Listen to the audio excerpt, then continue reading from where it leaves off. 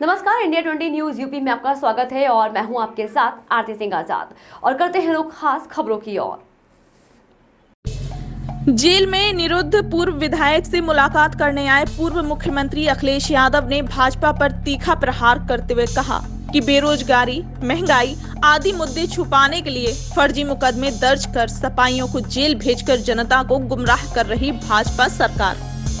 सोमवार को झांसी जिला कारागार में गैंगस्टर एक्ट सहित कई मुकदमों में जेल में बंद समाजवादी पार्टी के पूर्व विधायक दीप नारायण सिंह यादव से मुलाकात करने दोपहर 3 बजे जिला कारागार पहुंचे प्रदेश के पूर्व मुख्यमंत्री अखिलेश यादव ने भाजपा पर जमकर प्रहार करते हुए कहा कि भाजपा सरकार हर मोर्चे पर फेल है।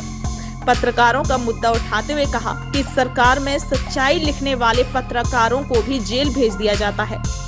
जेल के अंदर पूर्व मुख्यमंत्री अखिलेश यादव के साथ चंद्रपाल यादव और दीपांकर यादव गए हुए थे। आइए देखते हैं पूरी खबर। ये स्वागत सूद समेत वापस करेंगे क्या? नहीं, ये कहना लोकतंत्र में ठीक भाषा नहीं होगी। आप चाहो तो वापस कर दो। पंचायत चुनाव में आपने कहा था सूद समेत वापस करेंगे। नहीं, ये कह नहीं सकते। वैसे तो गांव की भाषा में होता है पूरी के संग गुना देना। अब आप क्या कहा जाता है? अध्यक्ष जी, क्या लगता है निकाय चुनाव निष्पक्ष होगा? अध्यक्ष जी, क्या लगता है? बता रहा हूँ, जो ये भाषा समाजवादियों की नहीं हो सकती। लेकिन कहावत ये भी है कि पूरी के संग गुना वापस करना, यही है कहावत के नहीं। क्या कहावत है? ये ठीक है, लेकिन ये समाजवादियों का व्यवहार ऐसा नहीं है। अध्यक्ष जी, क्या लगता है निकाय चुनाव निष्पक्ष होगा? अध्यक्ष जी हमारी देखिए, सवाल ये नहीं कौन। देखिए, आप अपने आप कहानी मत बनाइए। ये कहावत है चंडू खाने की गप। ये सब मत शुरू कर। अध्यक्ष जी, क्या लगता है? भावना है कि भारत जोड़ो, हमारी भावना है उसके साथ। लेकिन सवाल ये है कि बीजेपी हटाएगा कौन?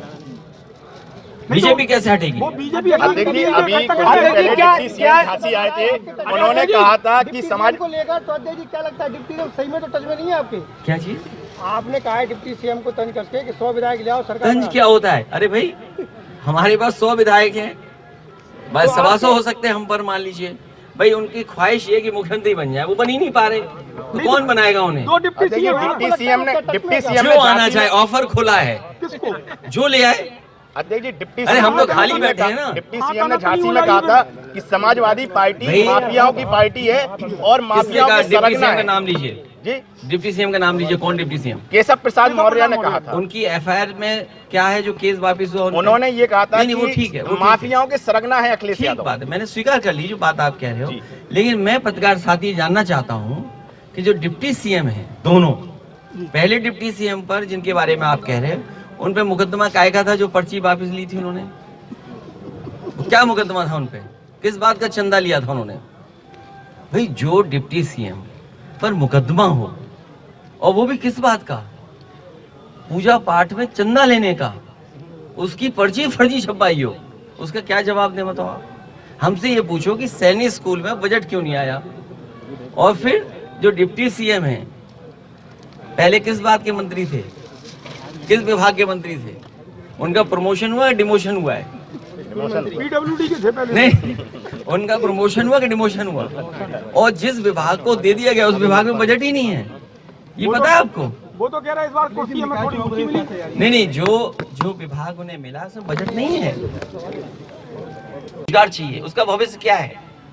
क्या बीजेपी या आपके जो डिप्टी सीएम या सीएम इस बात की बात करते हैं कि नौकरी मिलेगी कि नहीं मिलेगी? नौकरी कहाँ है? अच्छा, महंगाई पे क्यों नहीं बात करते? आखिरकार महंगाई का जा कहाँ रहा है सब मुनाफा? तो ये बड़े सवाल हैं। हमें उम्मीद है कि इन सवालों का जवाब सरकार से आप लोग भी पूछेंगे। निकाय चुनाव की पूरी तैयारी है। मैं प्रेस के लोगों का एक बार फिर बहुत बहुत धन्यवाद देता हूँ। आपका भी बहुत बहुत स्वागत है। आजम जी की क्या भूमिका रहेगी पार्टी में? उनके साथ भी बहुत अन्याय हुआ, आजम खान साहब के साथ। उन पर भी झूठे मुकदमे लगे हैं। जिस तरीके से आज यहाँ मैं मिलने आया हूँ झांसी, रामपुर में आजम खान साहब के ऊपर भी और उनके पूरे परिवार पे लगातार सरकार झूठे मुकदमे लगा रही है। ठीक है, क्या मुलाकात हुई, क्या बात हुई? जो बातचीत हुई वो बता नहीं सकता मैं आपसे, लेकिन बातचीत हुई हमारी। अध्यक्ष जी पर आप सुबह जमीन कब्जाने का मुकदमा लगा ये किस पार्टी का नाम पार्टी तो बोलिए। अमेठी कांग्रेस की विधायक मुझे लगा कि भारतीय जनता पार्टी। आदित्य सिंह। अगर आप जानकारी करेंगे सबसे ज्यादा भारतीय जनता पार्टी के विधायक या उनके नेता कब्जा करना जमीन। अध्यक्ष जी अभी कल आपकी पार्टी के जिला अध्यक्ष के ऊपर भी मारपीट कर रंगदारी का आरोप लगा। अमेठी से विधायक को जानता नहीं किस पार्टी का। अध्यक्ष जी 2024 की तैयारी एक करके बोलिए। एक मिनट 2000 भाई, कल आपकी पार्टी के जिला अध्यक्ष के ऊपर भी मारपीट रंगदारी का आरोप लगा, क्या कहेंगे? ये भी हमारे स्वागत में हो रहा है। अध्यक्ष जी अभी डिप्टी सीएम साहब का आज बयान आया है, जा रहे हैं बार-बार। उनका कहना ये है कि समाजवादी पार्टी का जन्म अपराधियों का राजनीतिकरण करने के लिए हुआ है। और उनका राजनीतिक जन्म किससे हुआ है? फर्जी पर्ची बेच करके। अध्यक्ष जी एक मंदिर पे मुकदमा किस चीज का था? हमारा पत्रकार साथी सही कह रहा है। हमारा पत्रकार साथी एक बताना चाहता है कि मुख्यमंत्री जी ने अपने मुकदमे वापस लिए, डिप्टी सीएम ने अपने मुकदमे वापस लिए, लेकिन हमारे पत्रकार साथी ये बताओ मुख्यमंत्री जी ने और डिप्टी सीएम ने अपने कौन सी धाराएं वापस ली हैं? और ये साथी जो कह रहे हैं विधायकों में, ये एक जिले का नहीं है मामला। विधायक बीजेपी के लोगों पर, और झगड़ा वो याद होगा आपको, जूतों वाला झगड़ा जी। हाँ यार, कितने जूते मारे थे एक दूसरे में? कितने? होगी क्या पता नहीं क्या हो जाए बीजेपी के साथ। ये इसीलिए मैं कहना चाहता हूँ, ये सच है कि अपनी नाकामी छिपाने के लिए। आप बताइए झांसी में क्या किया? सैनिक स्कूल किसने बनाया? समाजवादी सरकार में बना। क्या बजट ये दे पा रहे हैं? मेडिकल कॉलेज का जो 500 बेड सुपर स्पेशलिटी का वार्ड बने वो समाजवादी सरकार में क्या बजट ये दे पा रहे हैं? एम्बुलेंस की क्या दुर्दशा है? आपकी 100 नंबर 200 बार क्या दुर्दशा कर दी? पैरामेडिकल का क्या बजट दे पा रहे हैं? और झांसी और आसपास के नौजवान बताएं क्या बेरोजगारी है कि नहीं है? क्योंकि इनके पास किसी समस्या का समाधान नहीं है, इसलिए जानबूझ करके पॉलिटिकल पार्टियों को उलझा के रखना।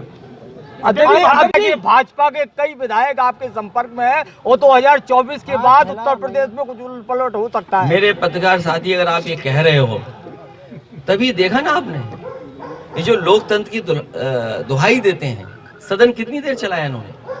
3 दिन के लिए सत्र बुलाया गया, 2 दिन सत्र चला, 6 घंटे में पूरा सब काम करके भाग गए। ये सदन बुलाए तब इनको महसूस होगा। और मैं तो कहना चाहता हूं कि जो पहला इन्होंने इन्वेस्टमेंट मीट किया था, जिसमें देश के बड़े बड़े उद्योगपति आए थे, MOU किए थे, उसके बाद एक डिफेंस एक्सपो किया था इस सरकार ने, जिसमें बड़े बड़े डिफेंस के कारोबारी लोगों से MOU किए थे। और इस बार जो ग्रुप ऑफ मिनिस्टर्स अलग अलग कंट्री में गए थे, कोई ब्राजील गया, कोई US गया, कोई यूरोप में गया, कोई एम्स्टर्डम में गया और कोई ऑस्ट्रेलिया गया। आखिरकार ये मंत्री MOU क्या करके आए? इन सब MOU को विधानसभा में टेबल करना चाहिए। पत्रकार साथियों को जानकारी होनी चाहिए क्या MOU किए हैं। जनता को जानकारी होनी चाहिए क्योंकि जनता के खर्चे पर ये जा रहे हैं विदेश में, और जनता के खर्चे से ये कुछ कारोबार लाना चाहते हैं। जिस सरकार के पास कोई इंडस्ट्रियल पॉलिसी ना हो, कोई अगर कारोबारी यहाँ आना चाहता है तो किस पॉलिसी के तहत आएगा? जिस सरकार ने कोई पॉलिसी नहीं बनाई, अगर पॉलिसी बनाई हो तो बताएं। जिन डिप्टी सीएम की आप बात कर रहे हो वो भी विदेश गए थे किसी में, पता नहीं किस भाषा में क्या बात करने गए होंगे वहां।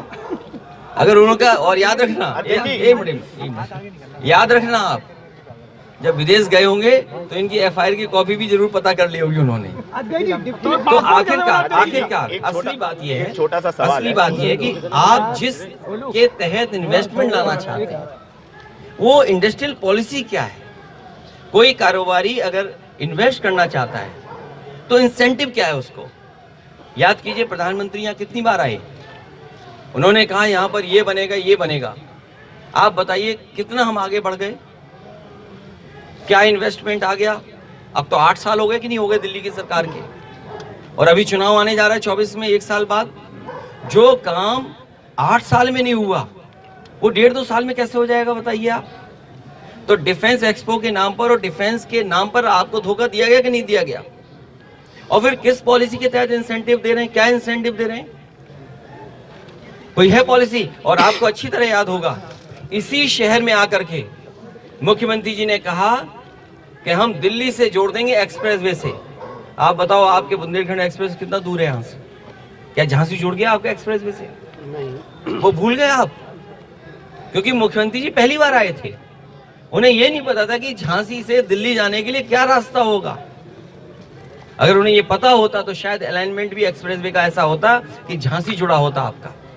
अध्यक्ष जी, समाजवादियों का आपकी क्या रणनीति है? हमारी रणनीति जीतने वाली है। अध्यक्ष जी, समाजवादियों का फिलहाल इतना ही। खबरों में लगातार बने रहने के लिए देखते रहे इंडिया 20 न्यूज यूपी। नमस्कार।